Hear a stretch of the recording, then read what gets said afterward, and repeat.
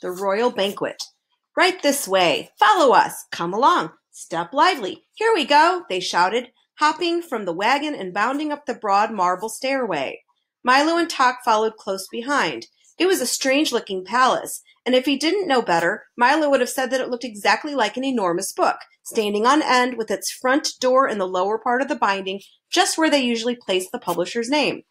Once inside, they hurried down a long hallway, which glittered with crystal chandeliers and echoed with their footsteps. The walls and ceiling were covered with mirrors, whose reflections danced dizzily along with them, and the footmen bowed coldly. "We must be terribly late," gasped the Earl nervously as they reached the tall doors of the banquet hall. It was a vast room, full of people loudly talking and arguing. The long table was carefully set with gold plates and linen napkins. An attendant stood behind each chair, and at the center, raised slightly above the others, was a throne covered in crimson cloth. Directly behind on the wall was the royal coat of arms, flanked by the flags of Dictionopolis. Milo noticed many of the people he had seen in the marketplace. The letterman was busy explaining to an interested group the history of the W, and off in a corner the humbug and the spelling bee were arguing fiercely about nothing at all. Officer Shrift wandered through the crowd, suspiciously muttering, "Guilty, guilty, they're all guilty," and on noticing Milo, brightened visibly and commented in passing, "Is it 6 million years already? My, how time flies." Everyone seemed quite grumpy about having to wait for lunch, and they were all relieved to see the tardy guests arrive. "Certainly glad you finally made it, old man," said the humbug, cordially pumping Milo's hand. "As guest of honor, you must choose the menu, of course." "Oh my," he thought, not knowing what to say. "Be quick about it," suggested the spelling bee. "I'm famished. Famished. As Milo tried to think, there was an ear-shattering blast of trumpets, entirely off-key, and a page announced to the startled guest, "King Azaz the Unabridged." The king strode through the door and over to the table and settled his great bulk onto the throne, calling irritably, "Places, everyone, take your places." He was the largest man Milo had ever seen, with a great stomach, large piercing eyes, a gray beard that reached to his waist, and a silver signet ring on the little finger of his left hand. He also wore a small crown and a robe with the letters of the alphabet beautifully embroidered all over it. "What have we here?" he said, staring down at Tok and Milo as everyone else took his place. "If you please," said Milo, "my name is Milo and this is Tok. Thank you very much for inviting us to your banquet, and I think your palace is beautiful." "Exquisite," corrected the Duke. "Lovely," counseled the minister. "Handsome," recommended the Count. "Pretty," hinted the Earl. "Charming," submitted the Undersecretary. "Silence," suggested the King. "Now, young man, what could you do to entertain us? Sing songs, tell stories, compose sonnets, juggle plates, do tumbling tricks? Which is it?" "I can't do any of those things," admitted Milo. "What an ordinary little boy," commented the King. "Why, my cabinet members can do all sorts of things. The Duke here can make mountains out of molehills. The minister splits hairs. The Count makes hay while the sun shines. The Earl leaves no stone unturned. And the Undersecretary," he finished ominously, "hangs by a thread." "Can't you do anything at all?" "I can count to 1,000, offered Milo. "Arg, numbers! Never mention numbers here. Only use them when we absolutely have to," growled Azaz disgustedly. "Now, why don't you and Tok come up here and sit next to me, and we'll have some dinner." "Are you ready with the menu?" reminded the humbug. "Well," said Milo, remembering that his mother had always told him to eat lightly when he was a guest, "why don't we have a light meal?" "A light meal it shall be!" roared the bug, waving his arms. The waiters rushed in carrying large serving platters and set them on the table in front of the king. When he lifted the covers, shafts of brilliant colored light leaped from the plates and bounced around the ceiling, the walls, across the floor, and out the windows.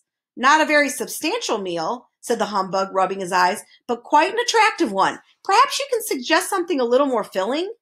The king clapped his hands, the platters were removed, and without thinking, Milo quickly suggested, "Well, in that case, I think we ought to have a square meal of—" "A square meal it is!" shouted the humbug again. The king clapped his hands once more, and the waiters reappeared carrying plates heaped high with steaming squares of all sizes and colors.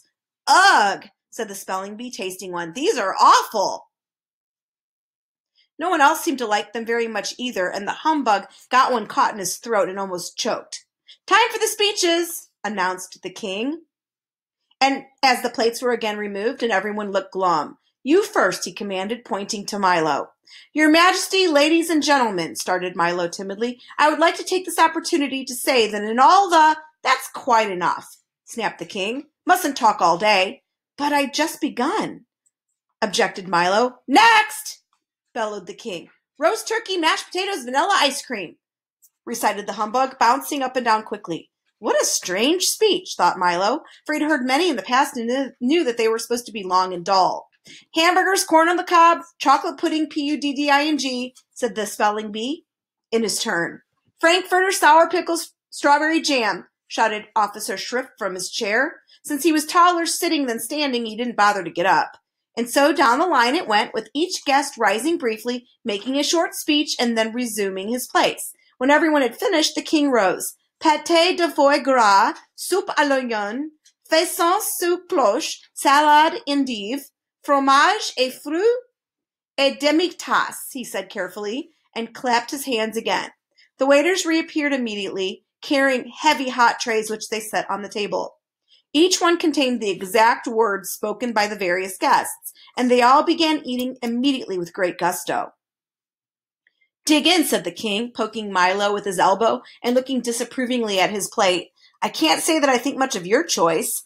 "I didn't know I was going to have to eat my words," objected Milo. Of course, everyone here does," the king grunted. "You should have made a tastier speech."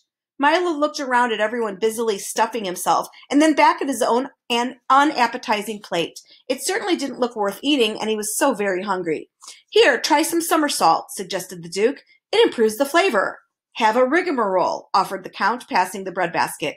"Or a ragamuffin," seconded the minister. "Perhaps you'd care for a synonym bun," suggested the duke. "Why not wait for your just desserts?" mumbled the earl indistinctly, his mouth full of food.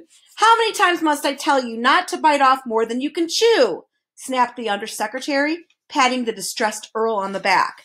"In one ear and out the other," scolded the duke, attempting to stuff one of his words through the earl's head.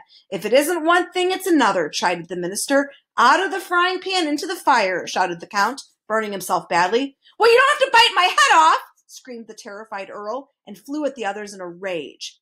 The five of them scuffled wildly under the table. "Stop that at once!" thundered Azaz, "or I'll banish the lot of you." "Sorry, excuse me, forgive us, pardon, regrets," they apologized in turn, and sat down glaring at each other. The rest of the meal was finished in silence until the king, wiping the gravy stains from his vest, called for dessert. Milo, who had not eaten anything, looked up eagerly. "We're having a special treat today," said the king, as the delicious smells of homemade pastry filled the banquet hall. "By royal command, the pastry chefs have worked all night in the Half Bakery to make sure that—" "The Half Bakery?" questioned Milo. "Of course, the Half Bakery," snapped the king. "Where do you think half-baked ideas come from? Now, please don't interrupt.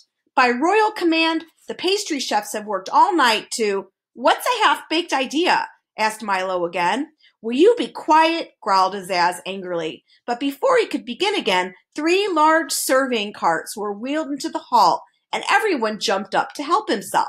"They're very tasty," explained the humbug, "but they don't always agree with you. Here's one that's very good." He handed it to Milo, and through the icing and nuts, Milo saw that it said, "The earth is flat." "People swallowed that one for years," commented the spelling bee, "but it's not very popular these days, D-A-Y-S.